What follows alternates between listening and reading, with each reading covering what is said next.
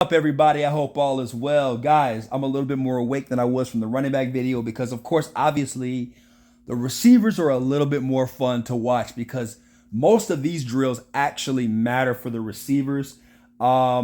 This is beautiful. Obviously, if you haven't heard, shot around the world, Xavier Worthy, obviously, new record 4.21. Yeah, that shit. Yeah, that's fast. That is fast, y'all. So obviously he leads the pack amongst all receivers right now with obviously the fastest 40th time. And obviously his brother from Texas as well, Adonai Mitchell, with 4.3 as well. This is just like it's electrifying, right? And by the way, this is per source of NFL Network. Obviously, these three dudes actually, and Brian Thomas Jr. I know he doesn't really get a lot of highlight for this. He is 6'3", as Adonai Mitchell is also 6'3" as well. But obviously, guys, the hype is real. Now, I'm not gonna lie to you. There's a history of fast receivers in the combine that do not pan out in the NFL. Recently, years of John Ross and Marquise Goodwin. They're not bad receivers. Obviously, it's just they're not the AJ Browns. They're not the Jamar Chases, Justin Jefferson type players that we project them to be because of their speed, right? So that's something that I want to keep in mind as we talk about this, and pretty much the players that help their stock and rise and all that as well.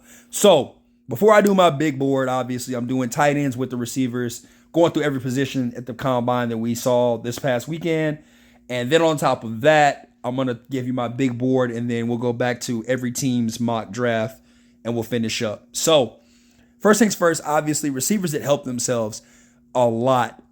Jacob Cowan from the Senior Bowl. We're not going to really highlight the guys that that are going to go. Obviously, stuff like that. I think that obviously your Lab McConkey, Xavier Leggett's, Brian Thomas Jr., Adonai Mitchell, Tez Walker, type of guys like that. They're going to go probably primarily second round, first round, probably deep into the third round. This is really a deep receiver draft. People have been saying like last year, like there wasn't freak athletes last year when it came to like players. This year, like man, it's a lot of receivers. It's a lot of talent. So just be ready. Troy Franklin, another receiver. Ricky Pearsall, who's really been upping his stock a lot in this draft.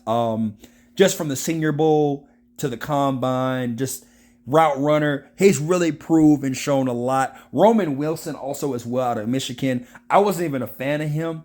Not even a fan of him at the Senior Bowl, to be honest with you. But I've been watching some tape on him, and I looked at him at the Combine, got a closer look at him, and I said, this guy really, really can move.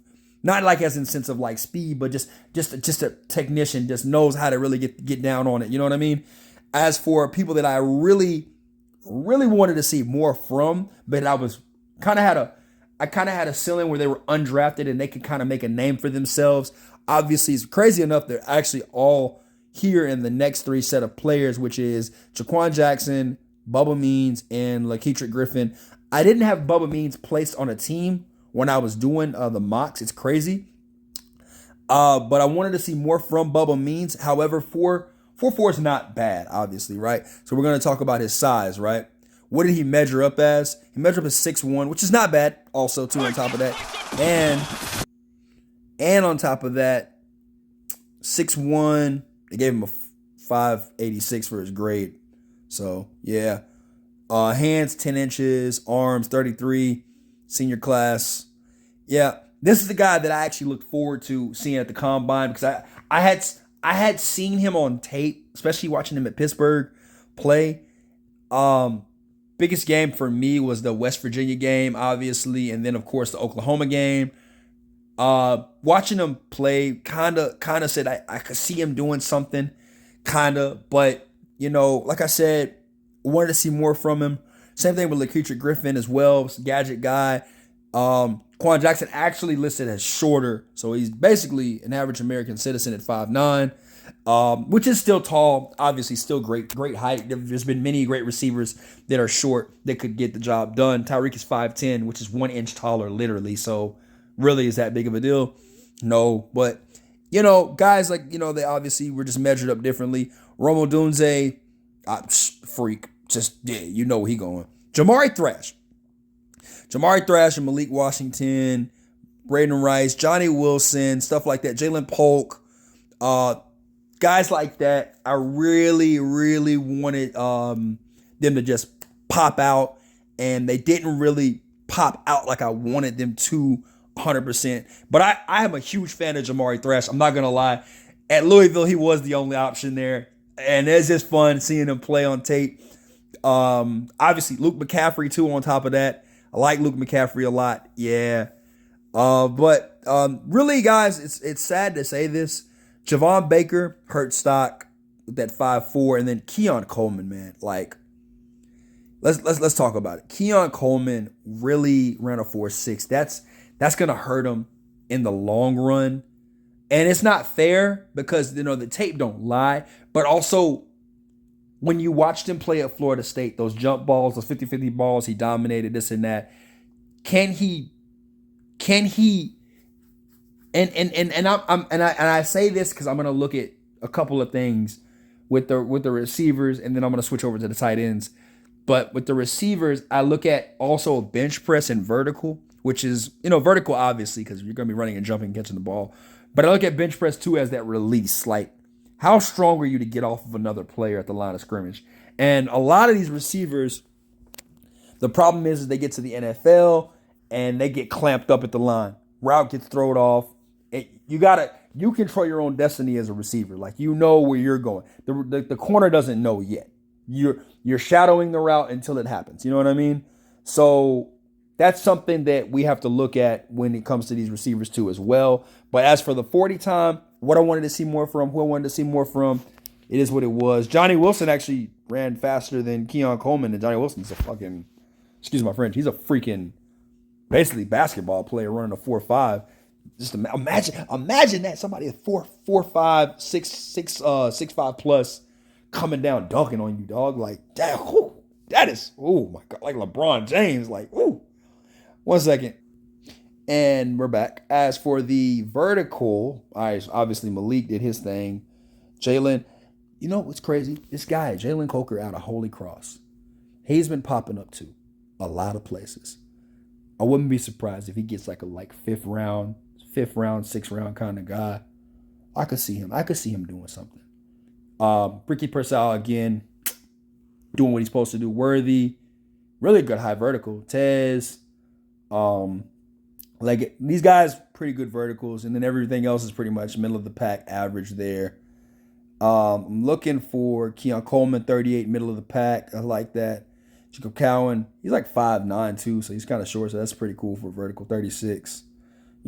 So obviously the average is going to fall right in that 38 range. So you're above 38, you actually did a good job. I'm proud of you. That's really, really good. I like that a lot.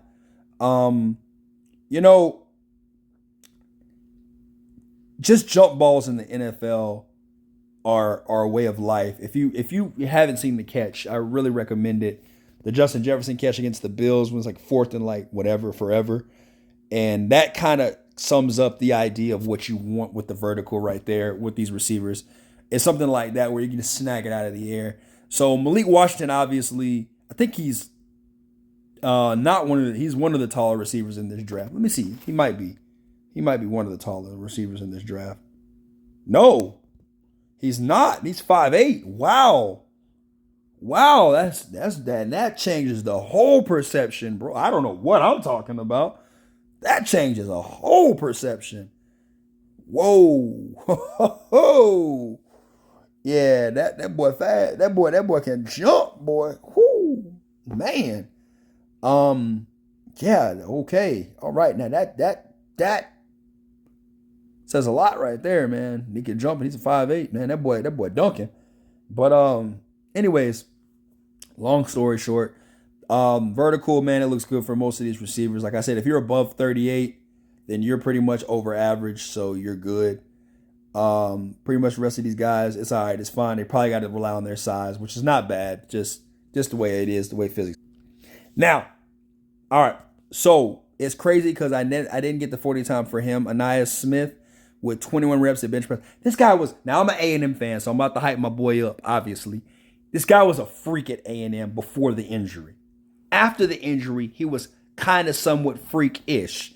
And I say that with a grain of salt because, man, this dude, punt returner, kick return, all like just a football player. You feel me? Just a football player can do it all. So that's something that I really look at too. And I think he's worked his way into being drafted. The injury did hinder him a lot, but a lot of these receivers, man, they not really, no offense, like they're not the strongest receiving class as you can see here.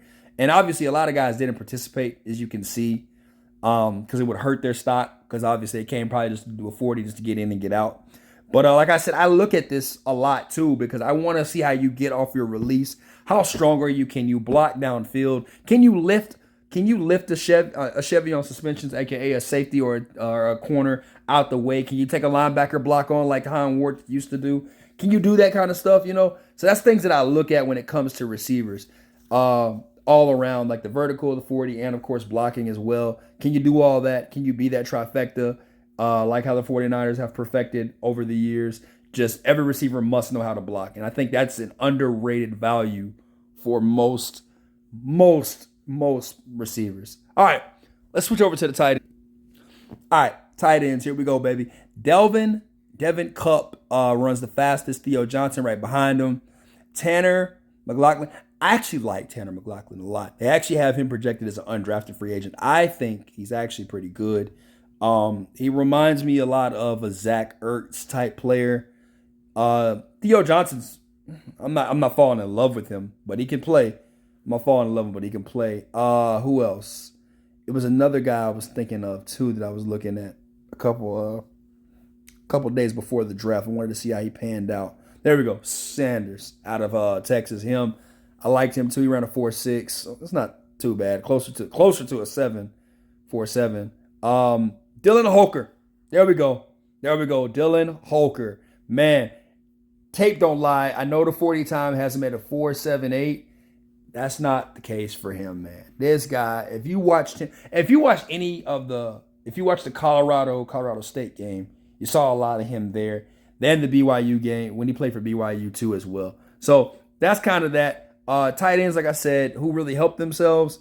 I think Jeremiah Bell did. I think, Tanner did. I think Delvin Cup did. But we're going to look at some stuff too. We're going to look at the verticals for them as well. And at the verticals coming in, actually Theo Johnson is right there. Tanner, like I said, played pretty good. Dylan Holker coming up in the ranks. Yeah, this is big for me too as a tight end. Jump balls are huge. Obviously, goal line. You want to line them up.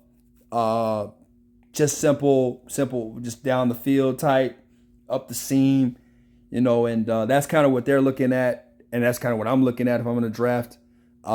Surprisingly enough, I wanted to see more from this guy, Brevin Spann-Ford. Not really a performance that I really like so far. 40 time wasn't just wow, and just vertical not wow, but he kind of hurt himself a lot. But yeah, for the most part, vertical jumps. This is pretty much it. Tanner, like he's sticking out. Like I told you, he's coming up. Dylan Holker did a little bit better there. Theo Johnson again, number 2, not bad at all. Let's look at the bench press.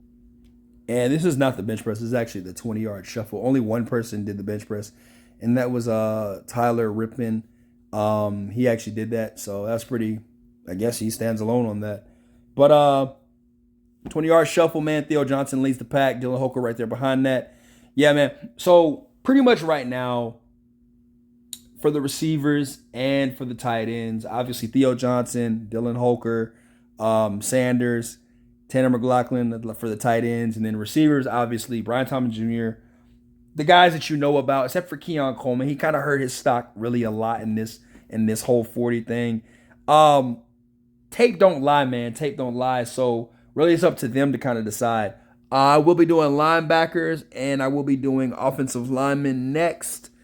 But yeah, man, hey, if you got any comments, please like, comment, and subscribe. Yo, peace, we out.